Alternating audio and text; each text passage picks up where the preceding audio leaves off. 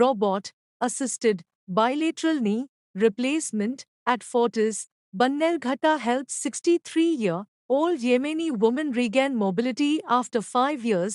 Fortis Hospital Bannerghatta is the only hospital in Bangalore equipped with VELYS robotic technology, having successfully treated over 150 patients in just 4 months.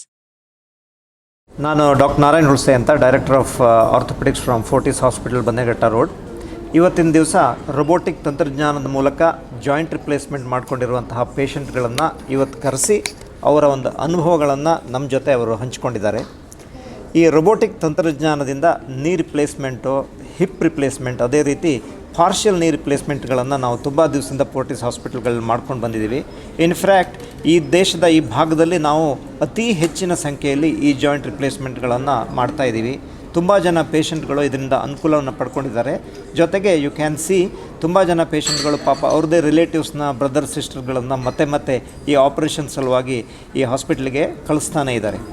ಈ ಒಂದು ತಂತ್ರಜ್ಞಾನದ ಮೂಲಕ ನೀ replacement ಅಥವಾ ಬೇರೆ ಬೇರೆ ರೀತಿಯ ಜಾಯಿಂಟ್ ರಿಪ್ಲೇಸ್ಮೆಂಟ್ಗಳಲ್ಲಿ ತುಂಬ ಪ್ರಿಸಿಷನ್ಗಳನ್ನು ನಾವು ನೋಡ್ತೀವಿ. ಪ್ರಿಸಿಷನ್ ಅಂತಂದರೆ ಜಾಯಿಂಟ್ನ ಒಳಗಡೆ ಅಳವಡಿಸುವಂತಹ ಈ ಒಂದು ಉಪಕರಣವನ್ನು ತುಂಬ ಒಂದು ನಿಖರವಾಗಿ ಅದನ್ನು ಅಳವಡಿಸೋದಕ್ಕೆ ಈ ಜಾಯಿಂಟ್ ರಿಪ್ಲೇಸ್ಮೆಂಟ್ಗಳು ಬಹಳ ಹೆಲ್ಪ್ ಆಗ್ತಾಯಿದೆ. ಈ ಜಾಯಿಂಟ್ ರಿಪ್ಲೇಸ್ಮೆಂಟ್ಗಳನ್ನು ಬಹಳಷ್ಟು ವರ್ಷಗಳಿಂದ ನಾವು ಮಾಡ್ತಾಯಿದ್ರೂ ಕೂಡ ಪ್ರತಿ ವರ್ಷ ಅದನ್ನು ಇನ್ನೂ ಚೆನ್ನಾಗಿ ಇಂಪ್ರೂವ್ ಆಗೋ ಥರ, ಪೇಷಂಟ್ ಕಂಡೀಷನ್ ಇಂಪ್ರೂವ್ ಆಗೋ ಥರ, ಪೇಷಂಟ್ಗಳವರು ನಡೆಯುವಂಥ ಒಂದು ಪದ್ಧತಿ ಚೆನ್ನಾಗಾಗೋ ಥರ, ಅಥವಾ ನೀ ರಿಪ್ಲೇಸ್ಮೆಂಟ್ ಮಾಡಿದ್ರೆ ಬಹಳಷ್ಟು ವರ್ಷಗಳ ಕಾಲ ಬರೋ ಥರ ಮಾಡೋದಕ್ಕೋಸ್ಕರ ಈ ರೀತಿಯ ಒಂದು ತಂತ್ರಜ್ಞಾನಗಳನ್ನು ಅಭಿವೃದ್ಧಿ ಮಾಡ್ತಾನೇ ಇದ್ದಾರೆ.